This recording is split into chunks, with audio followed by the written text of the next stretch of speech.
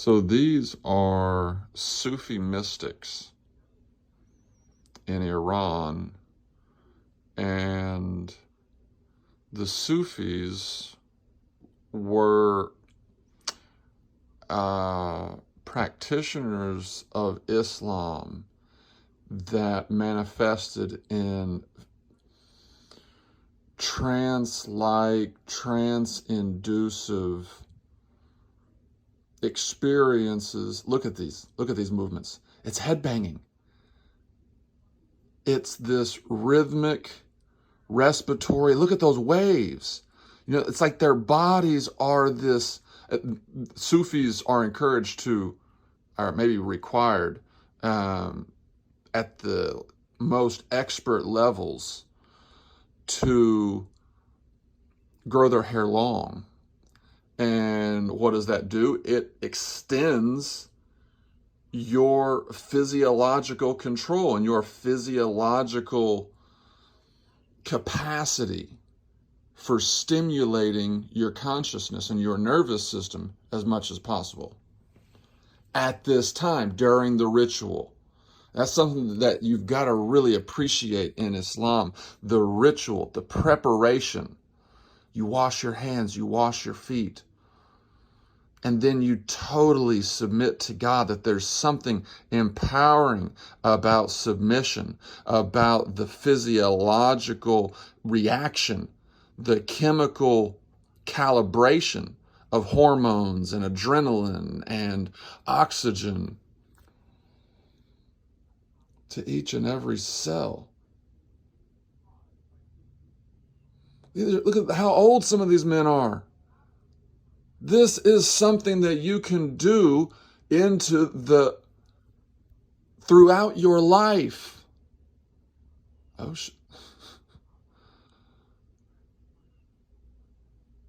this is a documentary that was made, I want to say, in the 1990s. It's on Freevee.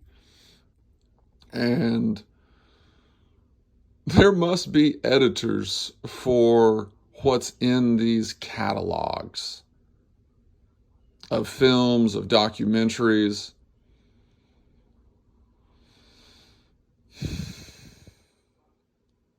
Look at this. This has been happening for hundreds, maybe almost 1,000 years, maybe a little bit more than 1,000 years. Now see, it's this type of experience that, when coupled with the atomic theory, has an even greater potential. Unless you consider great to be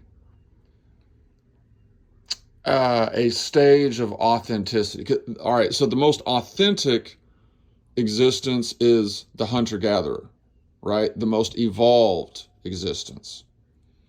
And before that, hey, living in trees, it was being an opportunist. Look at these movements.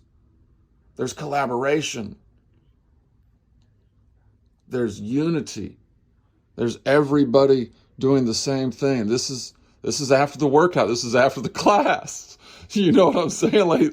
Like this is their recovery.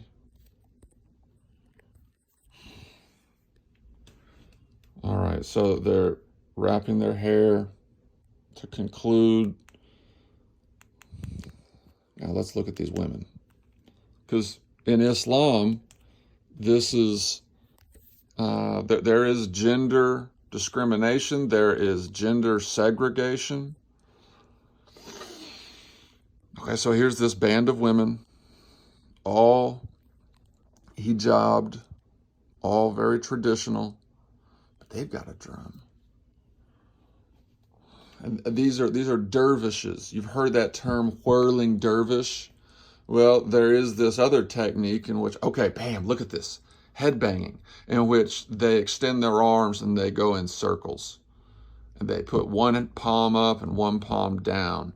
And it's as if, again, they're trying to lengthen their bodies for unique periods of time.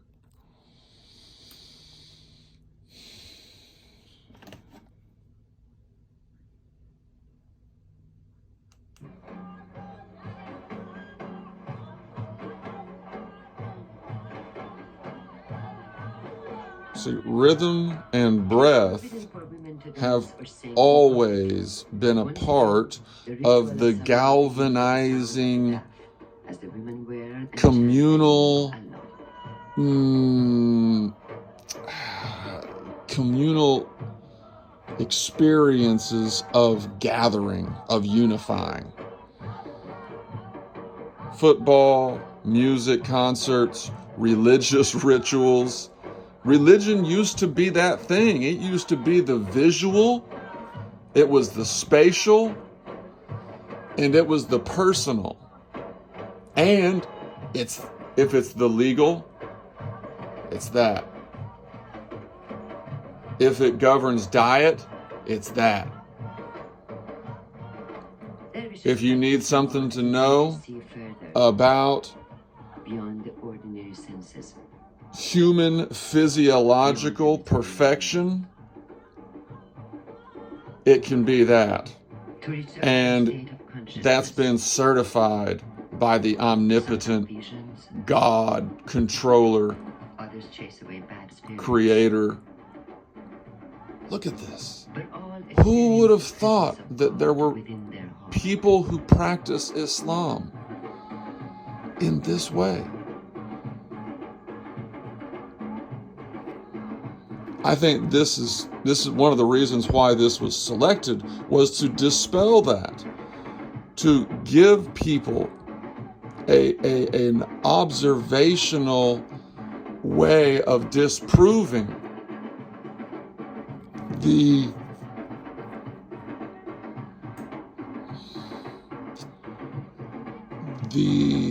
lack of emotive connection.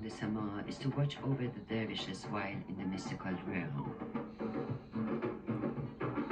This experience goes back to the medicine men, the shamans, back to a normal state of consciousness.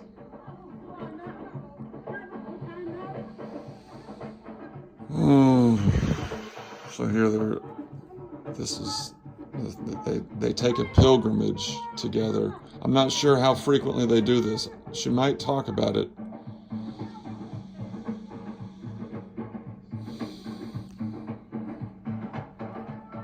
I did something similar to this down at a retreat in Dallas and in Detroit,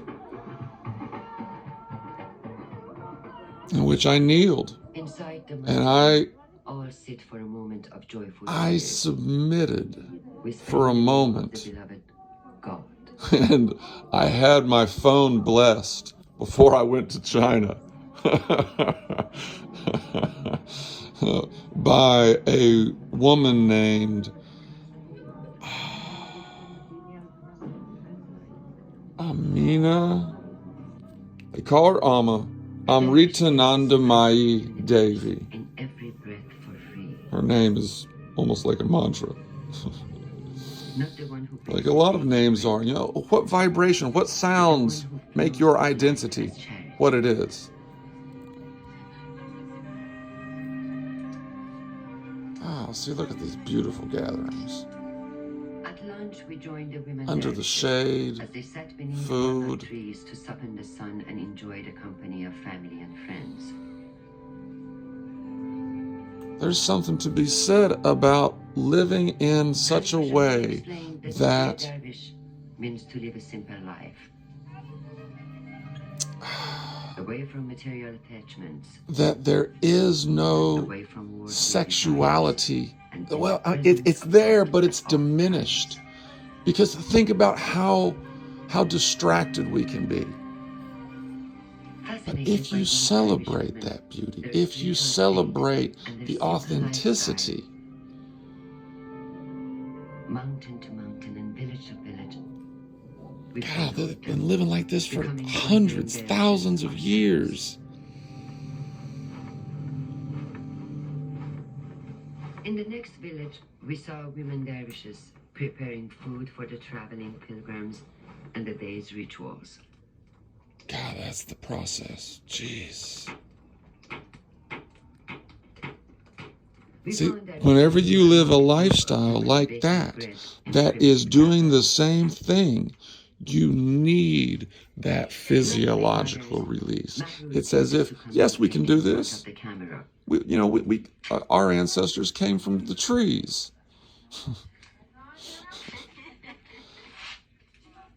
We can be curved for long periods of time. When a woman begins to sing, but not forever. this everyday scene suddenly transforms into a surreal moment.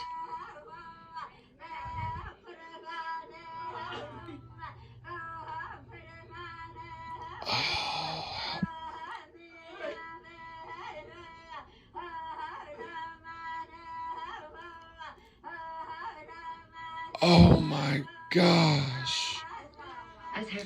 See, 5 times a day? What are you doing in those 5 times? You're breaking up the monotony of whatever your job is. She is in another world. Wherever you're at, you're just stopping it. You're taking a break 5 times a day. That's consistency. That's a rhythm.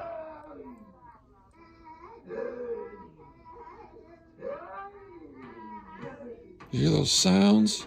It is believed that in a state of trance, dervishes can transcend the physical senses, achieving control of mind over the body.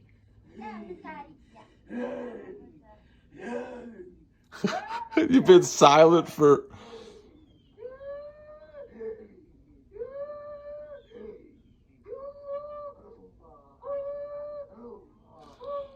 Wow.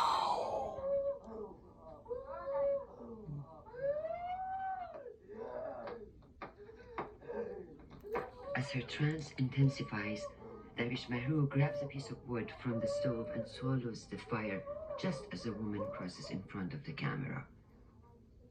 With every utterance of Allah and Yahu, smoke comes out of her mouth.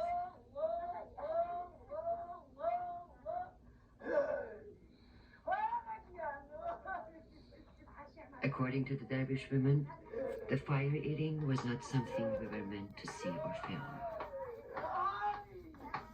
Some believe the inner fire experience during trance is so intense, it drives the mystic to reach for the outer fire to quench the burning within. Oh, sorry. It's almost like this is just like a normal occurrence for the other humans who are in the proximity. And the music makes everybody have it. See, this is like putting the radio on at work. You know? As Mahru moves deeper into a state of ecstasy, she approaches the fire once more. Oh my God. This time, she begins to dance on the burning embers. The women try to stop her, but only because of the camera. Mahru told us later that it is customary for both male and female dervishes, like yogis, to eat fire or cut their body and remain unharmed. Oh, see, now these other people who are trying to kind of... The outside viewer as a spectacle, the goal of these practices is to weigh their mystic power and will, and to strengthen their faith. And you're proving that by how can you get the entire tribe doing the same thing? Can you and carried away to finish the cycle of Sama. See, there's someone always holding her.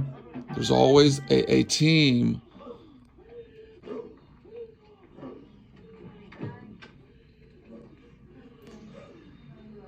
And see, connection to this ethereal element of life gives us a reason to justify that chaotic balancing. Whew. Awesome.